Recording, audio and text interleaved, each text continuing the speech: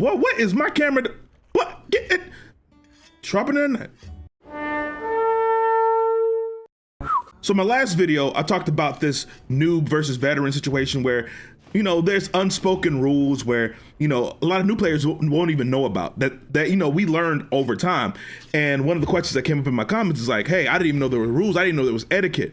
What are some of those rules? And I'll just tell you, play the game how you want to play. I don't pay your sub. These people on the other side of this internet don't pay your sub. This is your game. At the end of the day, you spent your $70 to $100 on your game. Play it how you want to.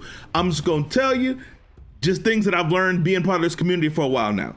Okay. And here's the things that I follow and some of the things that, you know, that I kind of learned over time.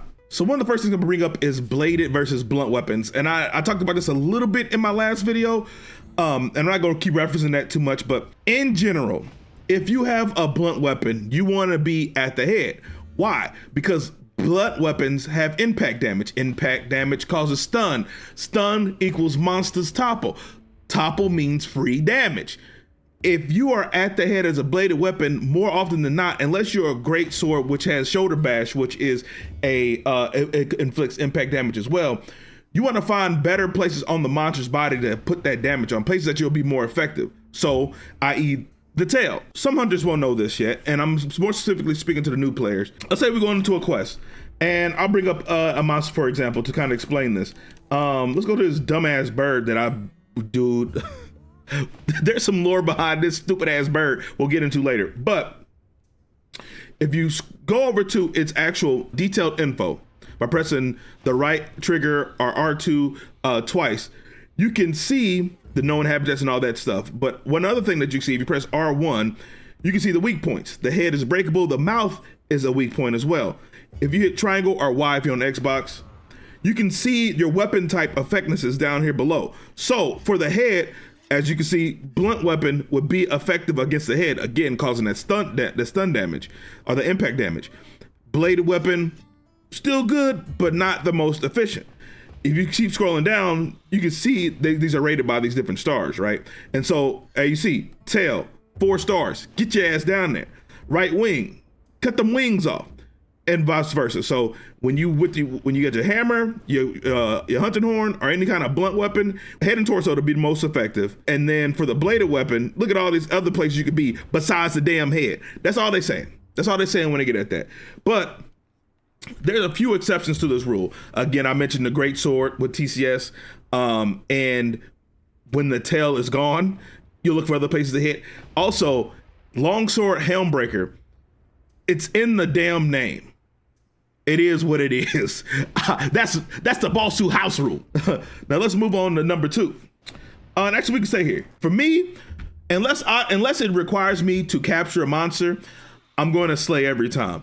The only examples of when I actually capture a monster is what I just mentioned, or if the monster has just been kicking our ass the entire quest and I just want to get it over with. So again, these hunter notes are going to be your best friend. So I'm going to bring up Zulu for this example, right? So when we're looking at capture versus slaying, it's basically speaking about like rewards you'll get from carving. So some rewards you'll only get specifically from carving the monster. That's either by one, severing it apart like a tail, or in Zulu's case, a tentacle, which you'll get those rewards up top for. So that looks like a tentacle and what is this other piece down here? Cerebral spinal fluid. You get that from severing or carving. And then other pieces you get from either breaking specific parts and so on and so forth. Now, in the past, and I think this may have changed, and you in the comments can correct me, capturing used to give you more rewards, not only different rewards, but more rewards when you capture. I think that was the case in Rise. I think that was the case in World as well. But in Wilds, and I've been looking it up, but I'm doing half-baked research. I think the capture and the slaying reward pools are the same. So in this case, this piece of etiquette doesn't really matter so much. So best case scenario in this one is if you're posting the question you want to capture, just be vocal about it. You could do that via chat, or you could like make stickers to do it real quick. Otherwise, man, just kill that thing. And if you're in my group, I don't care. But that's one of the pieces of etiquette that I learned over time. So another unspoken rule that you may have seen happen that you may not know about. Sleep status, right? Usually the person that has the highest single hit damage does the wake up attack. Why? Because you get bonus damage on a wake up attack. So things like your hammer, your great sword, your heavy bowgun, those are the people that you want to be initiators. Now, Wild is a little bit more lenient for that, right? It'll let you get through it'll let you go through the whole entire sleep animation before it actually lay down and go to sleep. So you have time to see, as long as you're not mashing or in the middle of a combo, to see. And for me, again, my parties are very loose. I'm just speaking to the greater world at large. If you wake it up, whatever, we're gonna kill it anyway. And a lot of people that run sleep, we're gonna sleep it again. So you'll get another opportunity to do that. But what we like to do when monsters go down and take their little rest, their little slumber, lay down them barrel bombs. You lay down them barrel bombs, and then you have somebody do either a TCS, a heavy bow gun, I think it's a wyvern shot. I don't use heavy bow gun, forgive me, or Hammer's big swang move. Hammer bros, tell me what that is. But and you use that to wake up the monster and blow the barrels as well. Now, one thing that I've been doing with, now I'm using more hunting horn, and this is in solo play, but I ensure that there's a wound on the head. And what I do, I put the barrels down when I get to go to sleep, do the focus strike, and then I'm immune to the explosion, and I can just get my little boom. But generally speaking, when a monster goes down to sleep, you want to look at one of those three people, and if you don't have them in the party, go ham. And this fourth piece of etiquette is mainly for online play and SOS play. Don't quit. If you join my quest or the SOS, which, listen, it is what it is. If I need help, I need your help. Please don't come in there and gobble up 2 carts and then just disconnect. Because this is why, and this is why you do this. And again, I'm not gonna tell you how to play. You play, you wanna play, and I know you probably don't care. If you get in your body rocked and you just wanna go because you're either embarrassed or you're like, man, F this monster.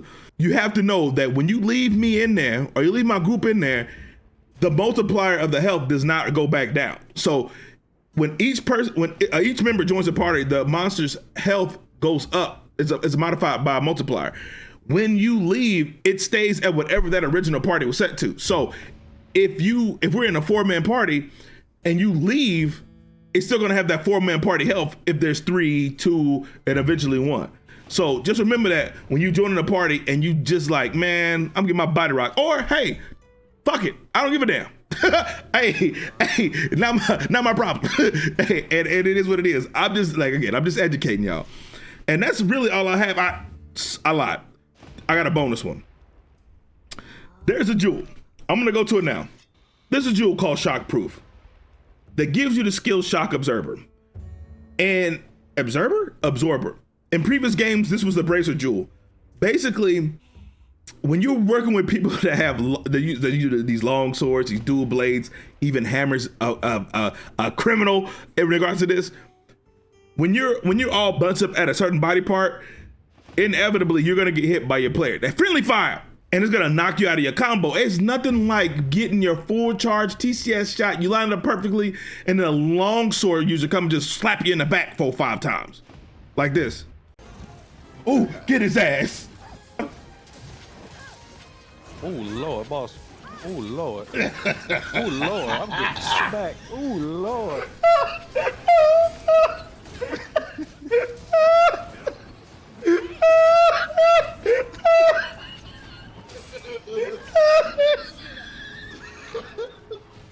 I can't breathe.